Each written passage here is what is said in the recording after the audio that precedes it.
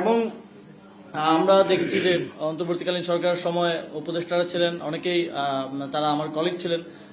এই অধ্যাদেশগুলো সে সময় করার ক্ষেত্রে গুরুত্বপূর্ণ অবদান রেখেছেন এবং স্টেক হোল্ডার কনসালটেশন করেছেন। বিভিন্ন প্রক্রিয়ার মধ্য দিয়ে ঐকমত্য কমিশনের অনেকগুলো অধ্যাদেশের বিষয়ে আলোচনা হয়েছে, এগুলো করা হয়েছে। কিন্তু এখন আমরা খুবই দুঃখের সাথে আসলে দেখতে পাচ্ছি যে উপদেষ্টারা বেশিরভাগই তারা সিভিল সোসাইটির প্রতিনিধিত্বই করতেন এবং আওয়ামী লীগের সময় পূর্ববর্তী সময়ে তারা খুবই ভোকাল ছিলেন। তারা এখন এক ধরনের নীরবতা পালন করছেন এবং যখন কথা হয় অনেকে আমাকে বলেন যে একটু রয়ে সয়ে কথা বলা। এখন আমার মনে হয় যে এক্ষেত্রে সকলের দায়িত্ব আছে।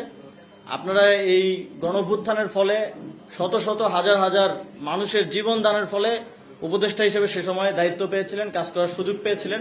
শুধুমাত্র সেটা করে দিলে এটা কোনো গভর্নমেন্ট জব না, আমাকে চাকরি থেকে ফায়ার করে দিলেও শেষ। এটার একটা জাতীয় দায়িত্ব আপনাদেরও আছে। এবং আমরা মনে করি যে পূর্ববর্তী সরকারের সকল উপদেষ্টাদের তাদের সিভিল সোসাইটির যে রোলটা আওয়ামী লীগের সময় ছিল অ্যাটলিস্ট সেখানে ফিরে আসা উচিত এবং এক্ষেত্রে কোনো ভয় ভীতি রাখা উচিত না। এবং আমরা দেখেছি যে বিগত সরকারের সময়ও জাতীয় নাগরিক পার্টিকে অনেক সময় কিংস পার্টি বলা হতো। আমরা দেখেছি যে এবং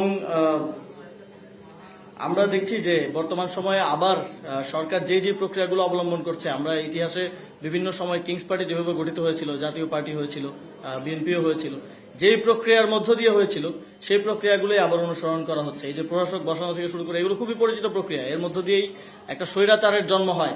আমরা বিগত সময়ে আসলে ফ্যাসিবাদ দেখেছি, এখন আমরা আসলে স্বৈরাচারের সকল লক্ষণ আমরা দেখতে পাচ্ছি। আমরা এই গণভোটের যে বিষয়টা, এটাকে অনেকে বিভিন্ন আলোচনায় আমি দেখছি যে জিয়াউর রহমানের সময় যে গণভোট করা হয়েছিল সেই গণভোটের সাথে তুলনা করা হয়। এটার একটা সুস্পষ্ট পার্থক্য আছে। জিয়াউর রহমানের সময় এই গণভোটের মাধ্যমে লেজিটিমেসি নিয়ে কার্যক্রমের প্রতি এবং এই যে বিভিন্ন প্রসেসের মধ্য দিয়ে তখন এবং এজেন্সিকে ব্যবহার করে একটা কিংস পার্টি তৈরি করার জন্যই মূলত এই পুরো প্রক্রিয়াটা করা হয়েছিল। কিন্তু এবারের গণভোটটা হয়েছে বাংলাদেশের এই রাষ্ট্রের কাঠামোগত সংস্কারের লক্ষ্যে এবং এবারের গণভোটে জনগণ এই কাঠামোগত সংস্কারের পক্ষে হ্যাঁ ভোট দিয়েছে এবং এটাকে বিজয়ী করেছে। ফলে এই গণভোটের রায় যদি আপনারা না মানেন তাহলে এই সরকারকে আমরা সেদিন থেকেই অবৈধ সরকার বলা শুরু করব এবং আমরা এটার জন্য সময় নিব না। আপনারা যেমন এই যে আমাদের সকল অর্জন ধূলিসাৎ করে দেওয়ার জন্য সময় নিচ্ছেন না, আমরাও কিন্তু সেটার জন্য সময় নিব না।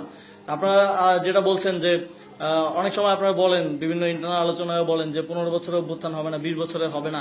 তো এটার নজির আছে বাংলাদেশে যখন 69-এর অর্জনটা রক্ষা করা যায় নাই, 71-এই মুক্তিযুদ্ধ হয়েছে।